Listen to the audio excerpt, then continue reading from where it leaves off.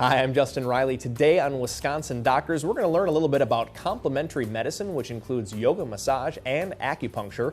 We'll learn about the benefits of all three of those modalities from a great panel of team members here at Upland Hills Health, including Dr. James Wenger, acupuncturist at the Therapy and Wellness Center at Upland Hills Health, Kelly Mitchek, licensed massage therapist, and Paul Ross, registered yoga instructor here at Upland Hills Health. We'll learn about the benefits of all three of these modalities, including how they treat pain and even a little bit of research on how they might help prevent falls. It's all coming up right here on Wisconsin Doctors, so stay right here.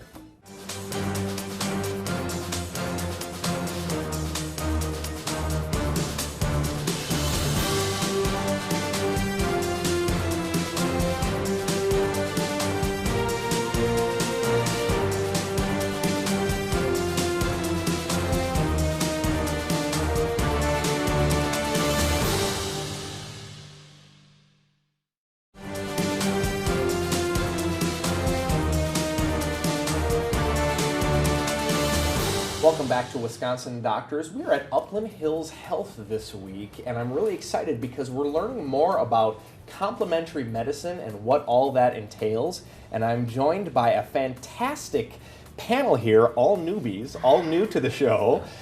We've got Dr. Jim Wenger, we've got Kelly Mitchek, and Paul Ross. Welcome to the program. Thank you. Thanks for having us here. So I'd like to just take a minute and ask each of you to sort of introduce yourself, give us a little bit of background, how long you've been at Upland Hills Health. Dr. Wenger, let's start with you. Tell us a little bit about yourself and about acupuncture, because you're the acupuncturist here. Right. I do acupuncture. I've been at Upland Hills Health for 6 years. Okay. I've been licensed for 8 years as an acupuncturist. Before that, I did chiropractic work also. So I've been in the health field for 33 years. All right. Acupuncture involves using fine sterile needles and placing them into the body to help balance the flow of energy, to help relieve pain, and also to help the body normalize its own function. That's fascinating that there's an energy that can be sort of altered with the correct placement of these fine needles. And we'll learn about the benefits of acupuncture later on in the program. But first I'm going to turn to Kelly Mitchek, massage therapist extraordinaire here. So tell us a little bit about the wellness piece you bring to the Therapy and Wellness Center here at Upland Hills Health.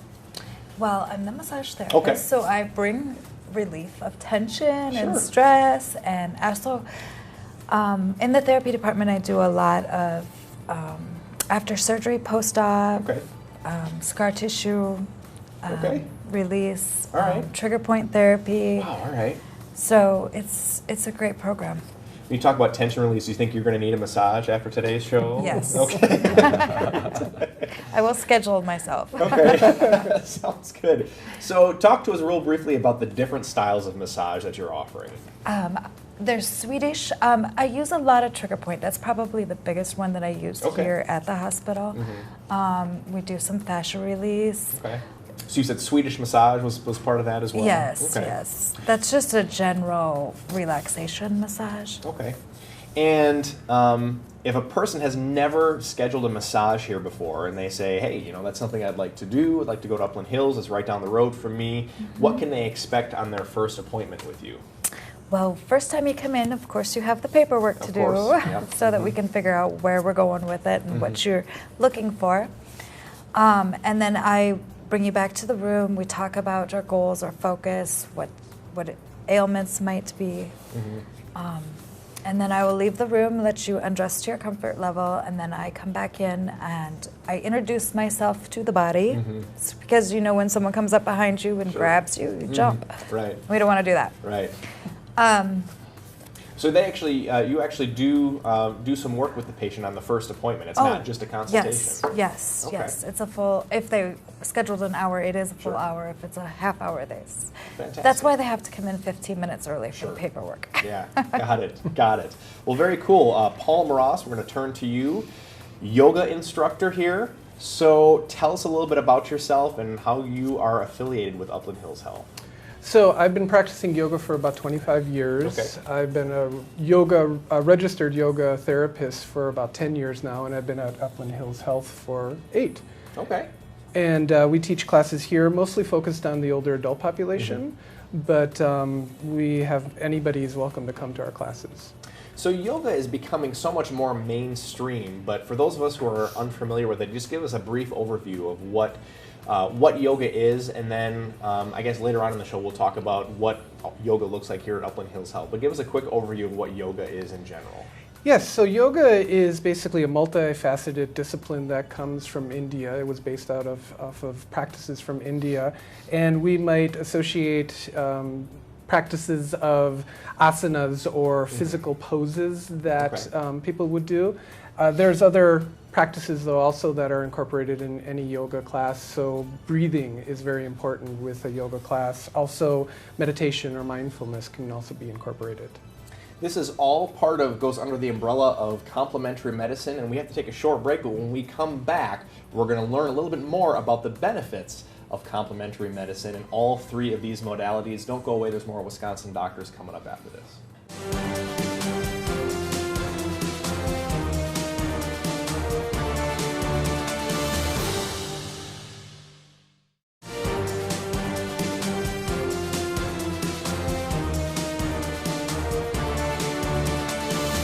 Welcome back to Wisconsin Doctors. We are here at Upland Hills Health, and we're learning more about complementary medicine and what all that entails. And we've learned a little bit about these fine folks here who are our panelists. And Paul Ross, yoga instructor, I'm going to start with you for this one.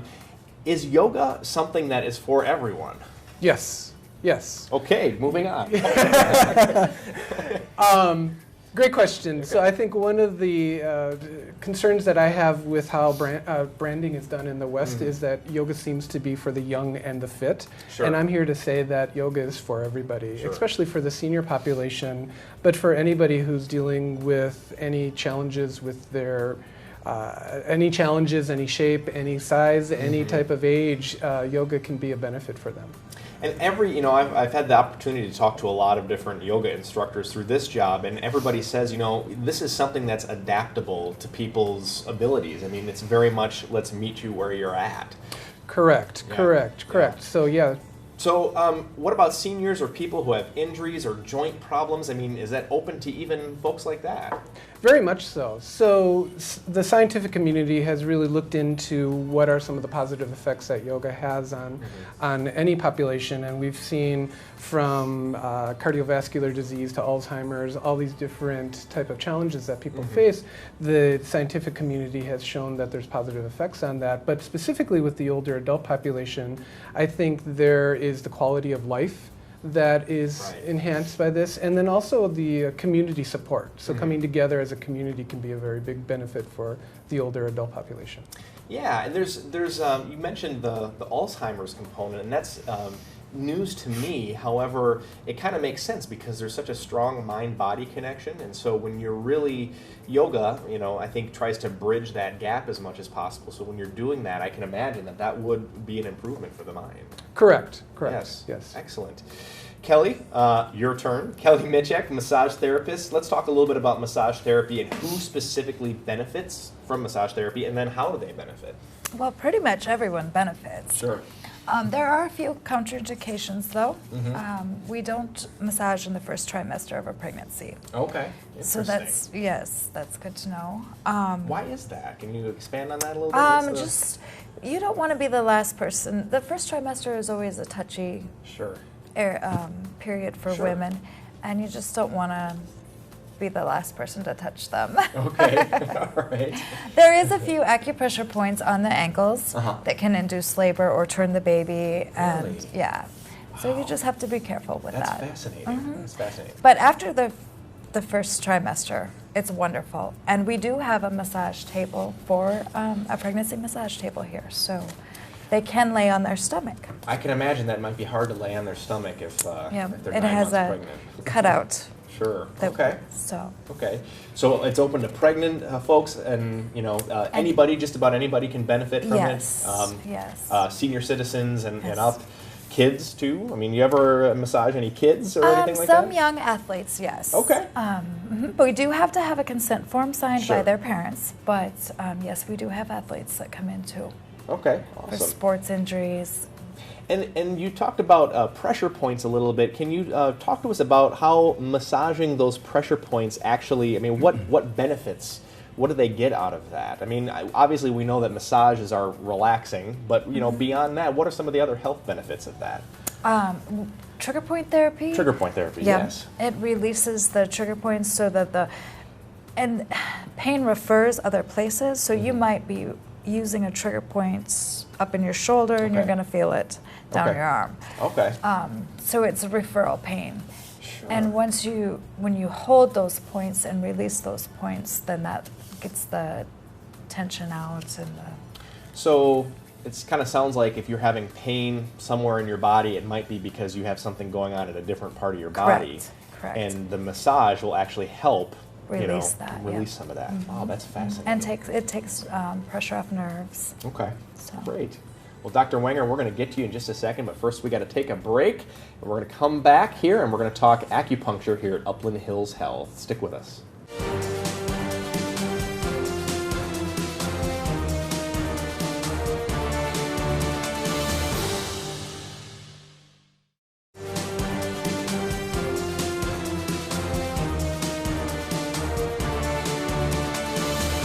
Welcome back to Wisconsin Doctors. We've been talking about complementary medicine here at Upland Hills Health in Dodgeville.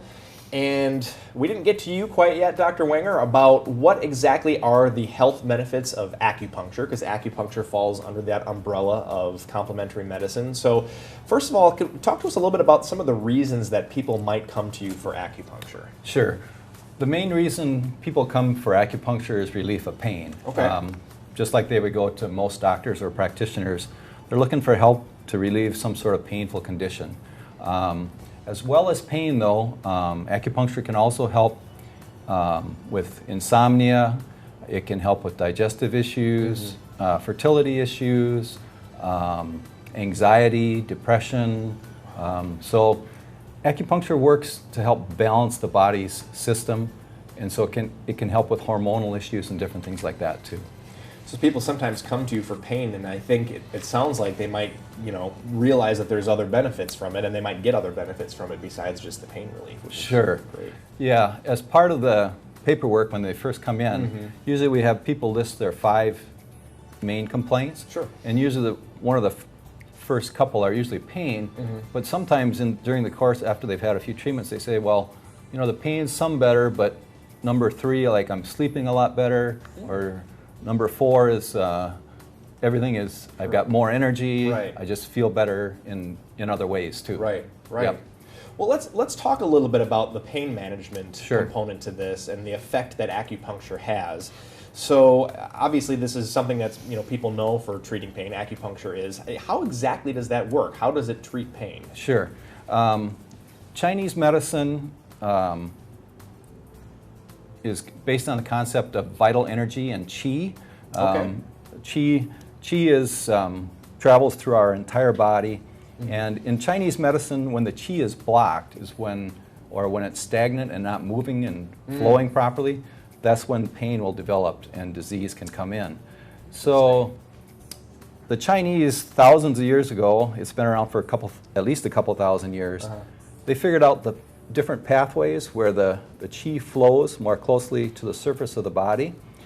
Just like you could think of it as how the blood flows in the veins and the arteries. Sure. And along those pathways, which they call meridians, you can insert needles to help open up the flow where the energy is blocked. Okay. And you could think of the needles kind of being like switches to get the energy turned on, get it flowing again, and also help to balance the flow of energy. And that helps. So once the energy flows properly, then the body can heal, and you can help relieve pain. Wow. So qi is really an energy that's Yes. hopefully flowing through the body in an ideal circumstance. It's flowing freely through the body, but it sometimes gets blocked. Yes. I'm just curious to know, how do you think that happens? What causes blockages in Sure. qi? Good question.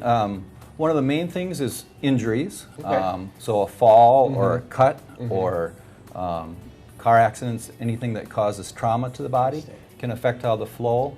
But also stress is a major thing. Poor diet, improper exercise, overlifting.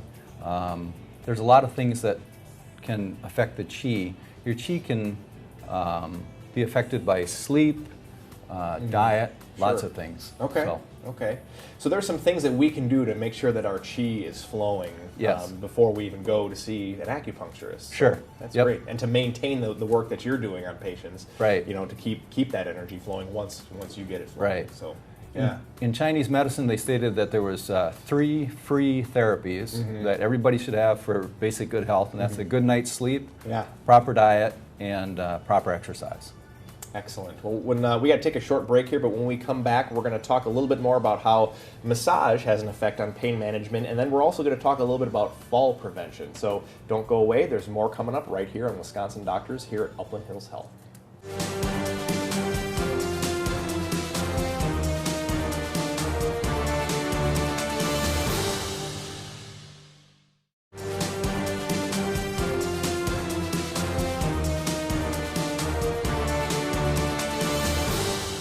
And welcome back to Wisconsin Doctors. We've been talking about complementary medicine here at Upland Hills Health.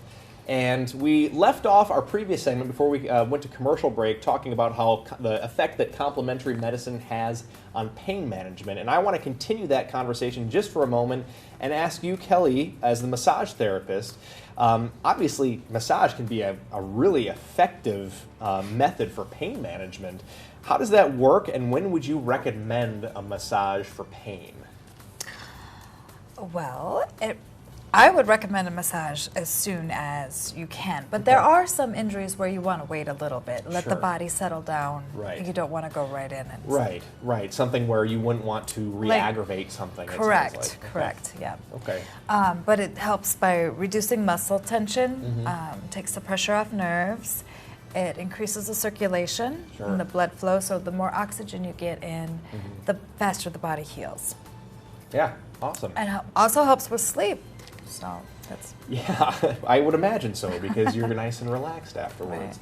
And we talked a little bit during the commercial break about how, some people see a chiropractor, and if you see a chiropractor and they make an adjustment on you, it's a good idea to have a massage either before or after, because you're able to sort of change the muscle memory. Can you talk to us a little bit about what that's about? Correct.